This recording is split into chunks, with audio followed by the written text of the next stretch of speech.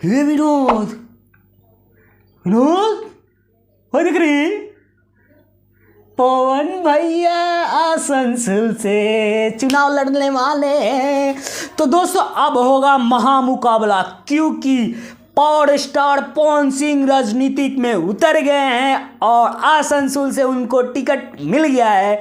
तो दोस्तों इस बार का धमाका होने वाला है, शत्रुघ्न सिन्हा के साथ टक्कर होने वाला है। पावर स्टार पवन सिंह का आसनसोल से संसद में लड़ने वाला है। तो दोस्तों देखते हैं दोनों स्टार को क्या मिलता है, कौन जीतता है, कौन सफल होता है। तो दोस्तों देखते हैं, पावर स्टार का तो बहुत ही नाम है, बहुत ही ऐसे है, शत्रुघ्न सिन्हा से क्या होगा क्या नहीं होगा।